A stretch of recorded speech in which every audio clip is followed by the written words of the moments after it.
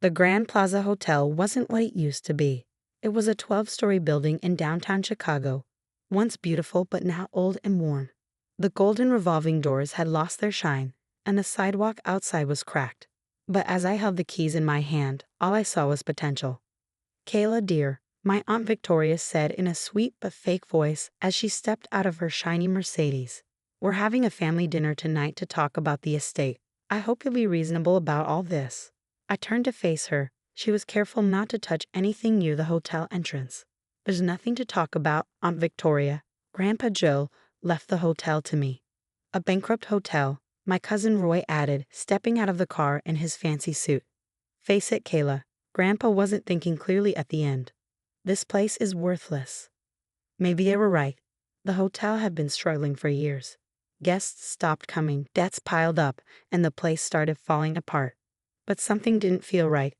My name is Kayla Chin, and until last week, I worked as a forensic accountant at a top firm in Chicago. I spent years finding financial fraud and hidden money. If there was one thing I knew, it was that numbers tell a story if you know how to read them. "The family dinner is at 7, Aunt Victoria said as she walked back to her car. "Don't be late, and please dress properly." I waited until their car was gone, then stepped inside the hotel. The lobby was old and dusty, but I could still see its former beauty: marble floors under worn carpets, dusty chandeliers that once sparkled, and little details that showed my grandfather's love for the place. "Miss Kayla." Manuel, the elderly bellhop who had been here since I was a child, hurried over. "We've been waiting for you." "How many staff are still here?" 12 of us, the main team. We didn't know what would happen after Mr. Joe passed. I squeezed his hand.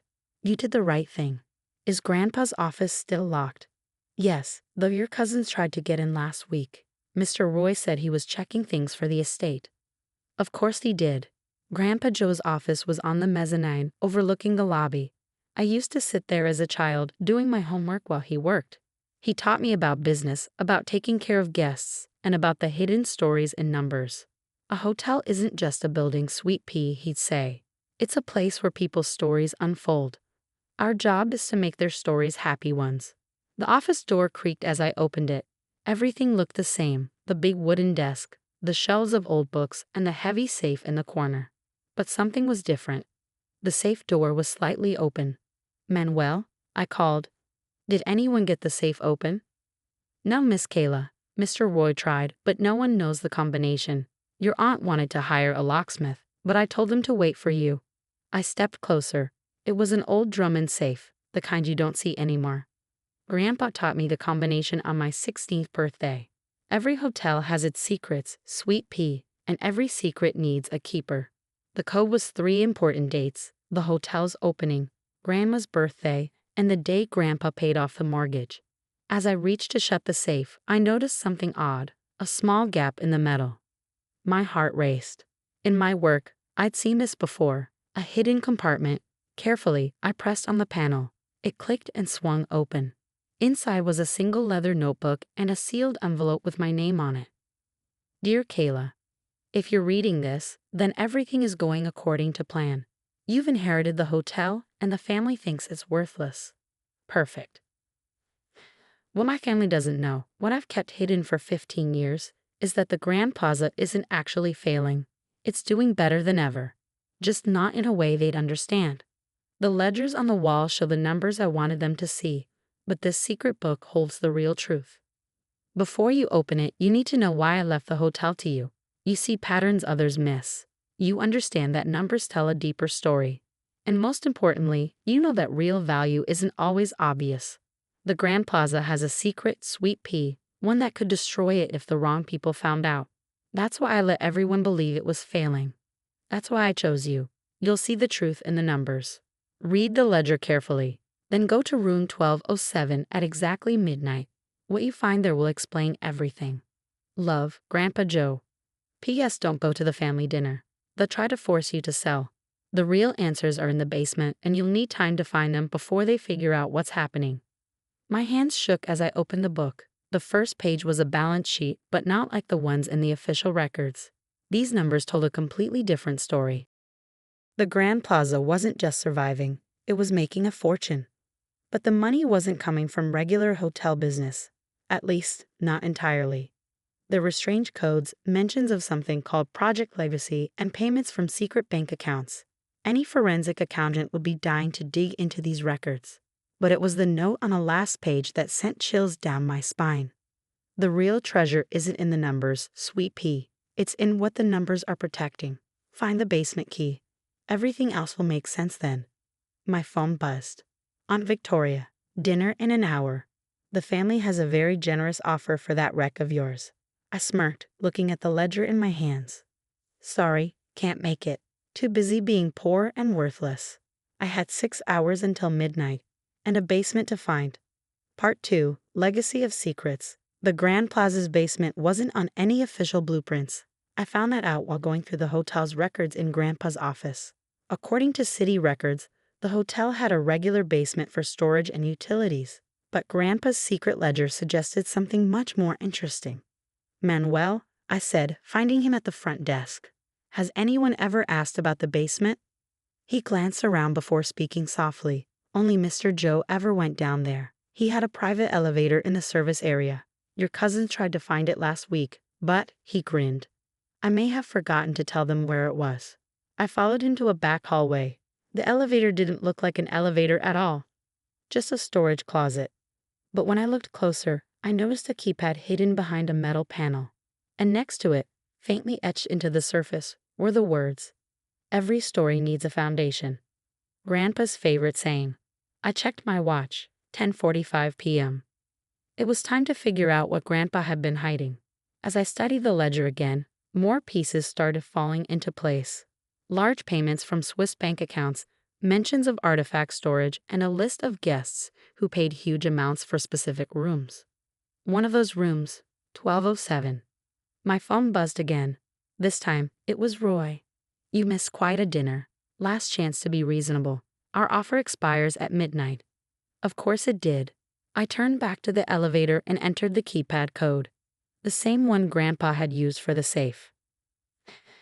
As the elevator descended, I realized we weren't just going to the basement, it was much deeper than that. We went down at least 6 floors below the street. When the doors finally opened, I gasped. This wasn't a basement, it was a museum. Rows of climate-controlled rooms stretched in every direction, filled with artwork, artifacts, and historical documents. Every piece was carefully labeled and recorded. This wasn't just storage, it was a hidden operation. Impressive, isn't it? I spun around. An older man in a sharp suit stood watching me. I'm Dr. Marcus Klein, he said, your grandfather's partner in Project Legacy. I've been waiting for you. For the next hour, Dr. Klein explained everything. During World War II, countless artworks and treasures were stolen, he said as we walked past paintings and sculptures. Many were never recovered. Some ended up in private collections illegally. Your grandfather found a way to fix that. The Grand Plaza wasn't just a hotel. It was a secret operation dedicated to returning stolen art to its rightful owners. The high-paying guests weren't just staying in rooms. They were being reunited with pieces of their family's lost history. Joe created a brilliant system, Dr. Klein continued. The hotel's losses covered the true mission.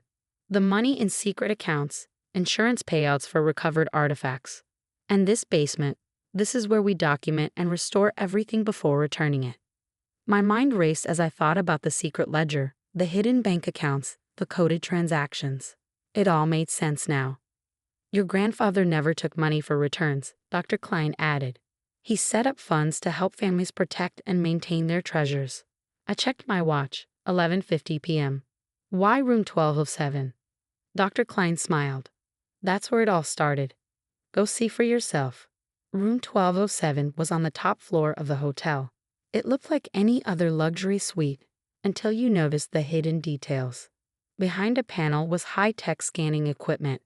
The bathroom mirror was actually a computer screen. The closet had once held a lab for authenticating artwork and documents. This is where we met families searching for their stolen history, Dr. Klein explained. With this equipment, we could verify their claims immediately. Why did Grandpa keep this a secret from the family? Because your aunt and cousins would have turned it into a business, he said simply. This was never about money. It was about justice. My phone buzzed. Midnight. Roy, time's up. We're filing court papers in the morning to contest the will. This hotel is coming down. I smiled. He had no idea what was coming. Dr. Klein, I need your help with something. The next morning, I sat calmly in the Grand Plaza's lobby as my aunt and cousins stormed in with their lawyers. Kayla, Aunt Victoria said smugly, we have proof that Grandpa was mentally incompetent when he changed his will. This hotel is going to. Actually, I interrupted. We should talk about that. I gestured to a group of people standing nearby. Dr. Klein stood at the front. Meet the hotel's board of directors. Roy laughed. This place is bankrupt. No, I corrected. This place is the headquarters of the Legacy Foundation, a nonprofit dedicated to recovering and returning stolen cultural artifacts.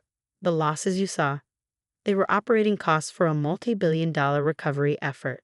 Their expressions shifted from confidence to shock as Dr. Klein handed over the real financial records, proof of the foundation's success. Letters from grateful families, even international awards for the work Grandpa had done. Grandpa Joe wasn't failing, I said. He was doing something far more important than making money, and now his work will continue. Under your leadership, Dr. Klein added, as your grandfather always intended. Aunt Victoria sat down, stunned. All this time we thought. You thought exactly what Grandpa wanted you to think, I said. He needed everyone to underestimate this place to protect its real purpose. Over the next year, the Grand Plaza changed not into something new, but back into what it was always meant to be. We fixed up the hotel, keeping its cover as a business while growing the secret recovery mission. Roy, to my surprise, wanted to help. Once he understood what Grandpa had been doing, his legal skills became useful for handling complicated international cases. Aunt Victoria, after some resistance, became one of our strongest supporters, using her connections to bring attention to our work. The foundation grew, helping more families reunite with lost treasures. Last month, I sat in room 1207 with an elderly woman who had been searching for a stolen painting for 50 years. When we confirmed it was hers, she broke down in tears. Your grandfather did this for my family too, she said. He believed everyone deserves to know their story. The secret ledger now sits in my office, but I've added my own entries. Each one represents not just a recovered artifact, but a family finding closure, a piece of history returned to where it belongs. Manuel still greets guests in the lobby, training new staff to recognize people searching for their past. The basement museum continues to grow, full of stories of loss and recovery. Dr. Klein retired last year, though he still helps with difficult cases. Your grandfather would be proud, he told me recently. You've taken his dream further than he ever imagined. Our family still has dinners together, but now they happen in the hotel's newly restored restaurant. The conversations aren't about money or power anymore. They're about the lives we've helped change, the histories we've helped preserve. Last week, I found a note from Grandpa Joe that had slipped behind the safe. It was written years ago, but somehow it felt meant for this moment. Sweet pea, a hotel isn't just a building. It's a keeper of secrets, a protector of stories. Some stories are written in ledgers, others in the artifacts we guard. But the most important story is the one we create by helping others reclaim their past. You'll write the next chapters better than I ever could. Love, Grandpa. The Grand Plaza stands tall again. To the world, it's a historic hotel. But to those who know its secrets, it's a place of hope, a home for lost stories, waiting to be found. Every morning, I walk through the basement museum before the day begins. Each artifact, each recovered piece of history reminds me, true value isn't in money or property. It's in the stories we protect, the past we honor, and the healing we bring. That's the real legacy of the Grand Plaza. And like every great story, it's still being written.